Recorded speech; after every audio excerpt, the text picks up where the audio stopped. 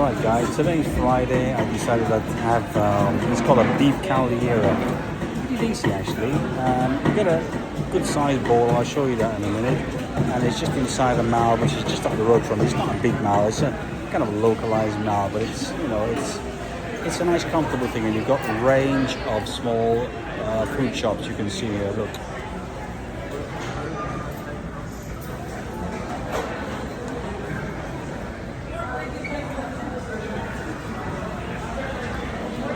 Yeah, so I just decided I'd walk down here. I just managed to sort out some finances, and well, after a busy morning, it's a case of having to always dealing with finances. That's the thing with the Philippines, you know. If you don't appreciate that, which is basically, you got to stay. You got to audit your finances on a daily basis. And I'll tell you what I've come to find recently. I've been here nearly coming up to 2 years, right? And the thing is, I've come to notice here, it's not so much the Philippines, it's the system of financing yourself while you're abroad. I mean, when I was in China, I didn't have much issues at all. I just set it up, it was done, money coming every month.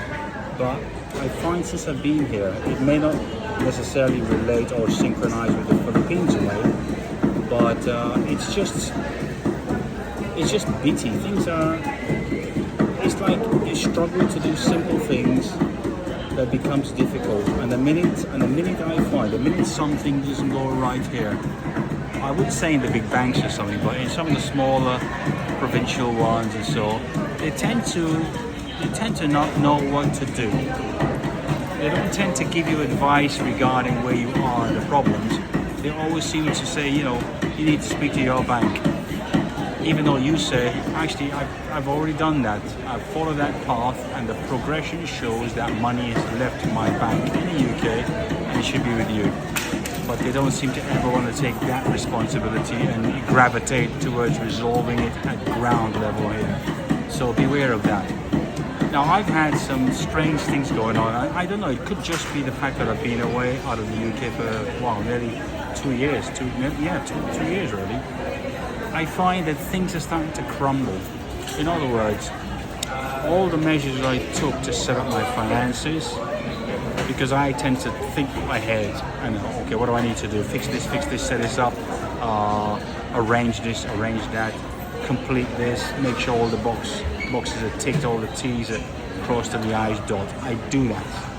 But it seems to me, regardless of all that, things have a kind of like a reset period. In other words, you set all this up, a year later, it might still be working. Suddenly, a year to 2 years later, things start to crumble. All the things you set up with your third party, with your banks, with your pensions, with whatever it is you have back home, seems to start faltering. Let me give you an example. I have a pension, right, with ITV, which is Granada TV in the UK. I worked for them for many years, and all the payments were set up to run like clockwork. Now, before I left the UK 2 years ago, I wrote to them saying, guys, I'm going to be traveling in Asia. I don't know where I'm going to be, but you know what?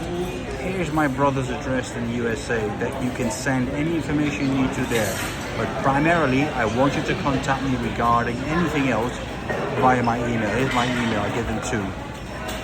Now, it's like we talked 3 months ago.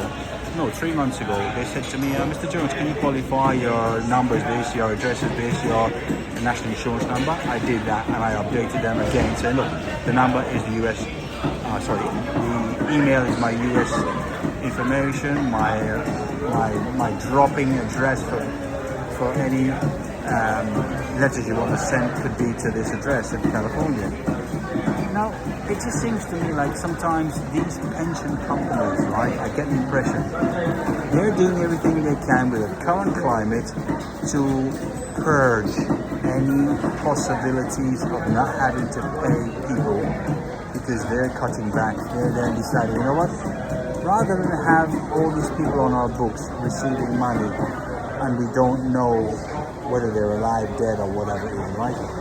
They then start to use that as a key, as a turnkey, and as a monetary way of retracting the things and the agreements they made with you. In other words, they said they sent me an email saying, Mr. Jones, can you confirm your address? Which I only did 6 months ago. All my details are already done.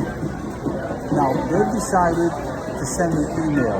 You think you're traveling, you're not checking your emails every bloody day. You do that maybe once, twice a month or something. And I've got 3 of these damn things. Gmail, I've got Outlook, I've got Yahoo. So anyway, they sent me a message saying, can you confirm? And I confirmed it. I said, yeah, okay, I'm filled the address, contactable the address, and the phone numbers are the US or here. And you know what? They sent another one a few weeks later, and because I was busy traveling, I didn't bother to check it. I thought, I've done it once, I've done it twice, what do I need to check this shit again? And they stopped my payments. Their argument was that I later come back to find out was, they said, oh, Mr. Jones, we sent you an email and you didn't reply, and we sent letters to your address listed, but they've come back. And I'm thinking, that's just nonsense. My brother, every month, he sends me a snapshot of the ITV payments, right? Which in actual fact means they're sending it there. So they're sending it to that address in the US, and it's being received. So how they then saying to me, we've sent letters to your addresses and they're coming back, says 2 things. They're bullshitting, or they're sending it to my old address, which they've decided to use as an excuse.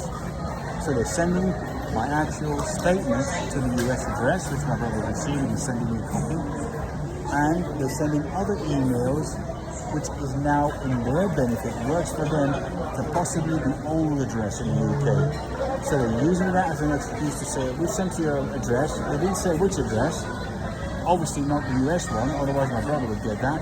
So they're using that as a metric to get out, worm their way out of pain. By saying we sent to your address, i.e. old address, and because I'm not there, because I've updated it, they're saying they get it back.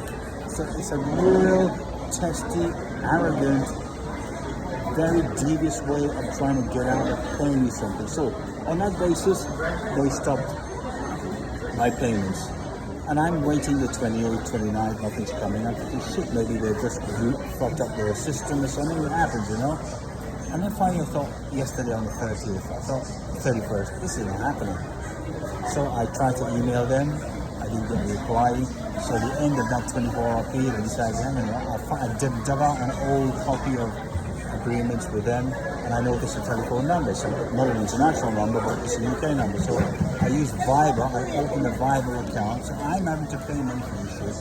I opened a Viber account, which is a call out, you pay an extra more. I pay like £2 a month, and then I pay an extra to use international codes, another £4. So I then did this, and then I called them. I said, look, what's going on? She said, oh, we sent letters to you, it's all coming back. You didn't respond to our last message saying, please verify. And I said, look, I'm tired of this.